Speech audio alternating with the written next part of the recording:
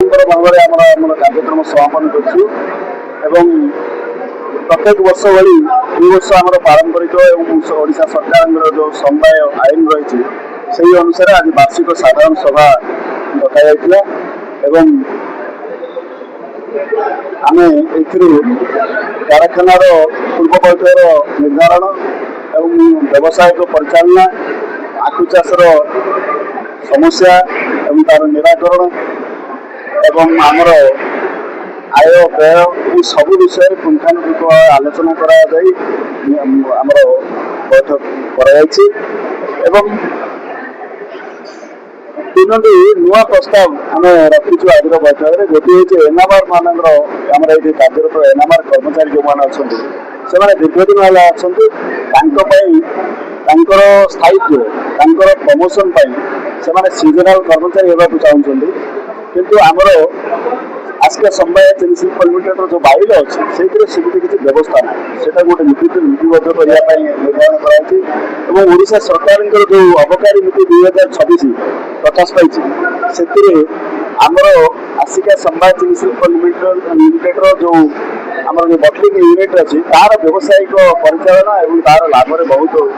ବାଧା ସୃଷ୍ଟି ହେବ ଏବଂ ଆମେ ଆଜିର ବୈଠକ ସାଧାରଣ ପରିଷଦ ବୈଠକରେ ଓଡ଼ିଶା ସରକାରଙ୍କୁ ନିବେଦନ କରିଛୁ ଯେ ପୂର୍ବରୁ ଆମର ଯେଉଁ 9ଟା ଜିଲ୍ଲାରେ ଆମର ସ୍ୱାଧୀନତାମୂଳକ ବ୍ୟବସାୟ ଥିଲା ଆସିକା ସମବାୟ ଚିନି ଶିଳ୍ପ ଲିମିଟେଡ୍ ପାଇଁ ସେଇ 9ଟା ଜିଲ୍ଲାକୁ ଆମକୁ ଦିଆଯାଉ ଏବଂ ଅନ୍ୟ ଜିଲ୍ଲାଗୁଡ଼ିକରେ ସେମାନେ ପ୍ରାଇଭେଟ୍ କମ୍ପାନୀକୁ ଦେଲେ ଆମର ଭଲ ହେବ ଏବଂ ଓଡ଼ିଶାର ଯେହେତୁ ଏଇଟା ଏକମାତ୍ର ଚିନି ଶିଳ୍ପର ବାର୍ଷିକ ସାଧାରଣ ସଭା ଆମର କୃଷକ ଭବନ ପରିସରରେ ଅନୁଷ୍ଠିତ ହୋଇଥିଲା। ଏହି ସଭାରେ ଗତ ବର୍ଷର ଆୟ ବ୍ୟୟର ବିବରଣୀକୁ ପଠନ କରାଯାଇଥିଲା। ତତ୍ସଙ୍ଗେ ସଙ୍ଗେ ଆଗାମୀ 2025-26 ଆର୍ଥିକ ବର୍ଷ ପାଇଁ ଆମର ଯେଉଁ ବ୍ୟବସାୟିକ ଚିନ୍ତାଧାରା ଅଛି ତାହାକୁ ମଧ୍ୟ ଆଜିର ପରିଚାଳନା ପରିଷଦ ସଭାରେ ତାକୁ ମଧ୍ୟ ଅନୁମୋଦନ କରାଗଲା। ତତ୍ସଙ୍ଗେ ସଙ୍ଗେ ଆମର ଆସିକା ଚିନି କାରଖାନାର ଯେଉଁ ବିଭିନ୍ନ ସମସ୍ୟା ଅଛି, ପ୍ରଥମ ସମସ୍ୟା ଅଛି ଶ୍ରମିକ ସମସ୍ୟା, ଦ୍ୱିତୀୟ ସମସ୍ୟା ହେଉଛି ଆଖୁ ଚାଷୀମାନଙ୍କର ଯେଉଁ ଆଖୁ ଚାଷ ପ୍ରତି ସରକାରଙ୍କର ପ୍ରୋତ୍ସାହନର ଅଭାବର ସମସ୍ୟା, ତୃତୀୟ ସମସ୍ୟା ହେଉଛି ବର୍ତ୍ତମାନ ଆମର ଆସିକା ଚିନି କଳକାରଖାନାରେ ଯେଉଁ ଆସ୍କା ଫେଟି ଉତ୍ପାଦନ ହେଉଥିଲା ତାହା ଓଡ଼ିଶାର 9ଗୋଟି ଜିଲ୍ଲାରେ ବିକ୍ରି ହେଉଥିଲା। ବର୍ତ୍ତମାନ ସରକାର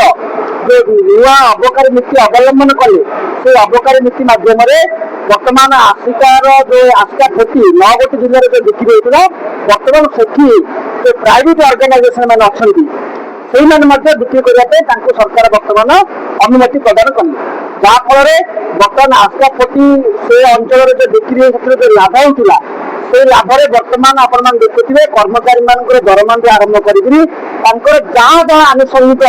ତାଙ୍କର ଦାବି ତାକୁ ଆମେ ହାସଲ କରୁଥିଲୁ, କିନ୍ତୁ ବର୍ତ୍ତମାନ ସେ ଅଞ୍ଚଳରେ ଆସିକା ଫେଟିର ବିକ୍ରି କମିଯିବ, ବର୍ତ୍ତମାନ ଆସିକା ଚିନି କଳକାରଖାନା କ୍ଷତିରେ ପହଞ୍ଚିବ। ତାର ନଜିର ମଧ୍ୟ ଅଛି। ଆପଣମାନେ ଦେଖିଥିବେ ଯେ ଓଡ଼ିଶାରେ ଆମର କଟକର ବରମ୍ବା ଚିନି କଳ କୁହନ୍ତୁ, ନୟାଗଡ଼ ଚିନି କଳ କୁହନ୍ତୁ, ବରଗଡ଼ ଚିନି କଳ କୁହନ୍ତୁ, ଶକ୍ତି ସୁଗାର ଢେଙ୍କାନାଳ କୁହନ୍ତୁ, ବର୍ତ୍ତମାନ ତାଲା ଝୁଲିବା ଅବସ୍ଥାକୁ ଲାଗିଛି। ଏହାର ମୁଖ୍ୟ କାରଣ ହେଉଛି ଯେ କେବଳ ଆଖୁ ଚାଷରୁ ହିଁ ଚିନି କାରଖାନା ଲାଭବାନ ହୋଇପାରୁନାହିଁ। ଆଖୁ ଚାଷ ସହିତ ଚିନି ଉତ୍ପାଦନ ସହିତ ଅନ୍ୟାନ୍ୟ ଯେଉଁ ଆମର ଅଛି ବିଭିନ୍ନ ବ୍ୟବସାୟ ସଂଗଠନ ସଂସ୍ଥା ଅଛି ଏହା ଦ୍ୱାରା ଲାଭବାନ ହେଉଛି। ବର୍ତ୍ତମାନ ଯେଉଁ ସରକାର ସେ ସଂସ୍ଥା ଗୁଡ଼ାକୁ ବର୍ତ୍ତମାନ ସ୍ୱୀକୃତି ପ୍ରଦାନ କଲେଣି, ନିଶ୍ଚିତ ଭାବରେ ଆସିକା ଚିନି କଳ ତାଲା ଝୁଲିବ। ତେଣୁ ଆଜିର ଏହି ପରିଚାଳନା ପରିଷଦର ଯେଉଁ ସାଧାରଣ ସଭା ଅନୁଷ୍ଠିତ ହୋଇଥିଲା ଏଥିରେ ଆମେ ସରକାରଙ୍କୁ ଏକ ପ୍ରସ୍ତାବ ପାରିତ କଲୁ ଯେ ବର୍ତ୍ତମାନ ସେ 9ଗୋଟି ଜିଲ୍ଲାରେ ଆସିକା ଫେଟି ବ୍ୟତୀତ ଅନ୍ୟାନ୍ୟ ବେସରକାରୀ ସଂସ୍ଥାକୁ ଅନୁମତି ନ ଦେବା ପାଇଁ। ଦ୍ୱିତୀୟ ପ୍ରସ୍ତାବ ଦେଲୁ ଯେ ବର୍ତ୍ତମାନ ଆମର ଯେଉଁ କର୍ମଚାରୀମାନେ ଅବସର ନେଇଛନ୍ତି ସେ ଜାଗାରେ ଆମେ ନୂତନ କର୍ମଚାରୀଙ୍କୁ ନିଯୁକ୍ତି ଦେବା ପାଇଁ ସରକାରୀ ଯେଉଁ କଟକଣା ଅଛି, ସରକାରୀ ଆଇନର ଯେଉଁ କଟକଣା ଅଛି ତାହାକୁ ବର୍ତ୍ତମାନ ଆମର ଯେଉଁ RCS ଅଛନ୍ତି ଓଡ଼ିଶା ରାଜ୍ୟ ନିବନ୍ଧକକୁ ବର୍ତ୍ତମାନ ଆମେ ପତ୍ର ମାଧ୍ୟମରେ ଅନୁରୋଧ କରୁଛୁ ସେ ଆମକୁ ଏକ ମାର୍ଗଦର୍ଶିକା ପ୍ରଦାନ କରିବେ। ସେ ମାର୍ଗଦର୍ଶିକାକୁ ଆମେ ଅନୁପାଳନ କରି ଆମେ ନୂତନ କର୍ମଚାରୀ ଖାଲି ପଡ଼ିଥିବା ତାକୁ କେମିତି ଆମେ ପୁନଃ ନିଯୁକ୍ତି ପ୍ରଦାନ କରିବୁ। ଏବଂ ସବୁଠୁ ବଡ଼ ଜିନିଷ ହେଉଛି ଆପଣମାନେ ଦେଖିଥିବେ ତଳଦିନେ ଆମର ଯେଉଁ ଆସିକା ଚିନି କାରଖାନାରେ ଯେଉଁ ଅଛନ୍ତି ଏନ୍ଆର୍ଆର୍ କର୍ମଚାରୀମାନେ ସେମାନଙ୍କର ବିଭିନ୍ନ ଦାବିରେ ସେମାନେ ରାଜରାସ୍ତାରେ ଆନ୍ଦୋଳନ ପନ୍ଥା ଅବଲମ୍ବନ କରିଥିଲେ। ତେଣୁ ବର୍ତ୍ତମାନ ଆମେ RCS ସହିତ ଆଲୋଚନା ଚାଲିଛି, ଜିଲ୍ଲାପାଳଙ୍କ ସହିତ ଆଲୋଚନା କରିଛୁ এবং রাজ্য সরকারଙ୍କୁ ବର୍ତ୍ତମାନ ଆମେ ଏକ ପତ୍ର ମାଧ୍ୟମରେ ଜଣାଇଛୁ ସେ ଏନ୍ଏମ୍ଆର୍ କର୍ମଚାରୀଙ୍କୁ ଆମେ ସିଜନାଲ କର୍ମଚାରୀ ଏବଂ ପରବର୍ତ୍ତୀ ସମୟରେ ତାଙ୍କୁ ନିୟମିତ କର୍ମଚାରୀ କେମିତି ମାନ୍ୟତା ପ୍ରଦାନ କରିବୁ ତା ପାଇଁ ମଧ୍ୟ ଆଜି ଏକ ପ୍ରସ୍ତାବ ପାରିତ କରାଗଲା।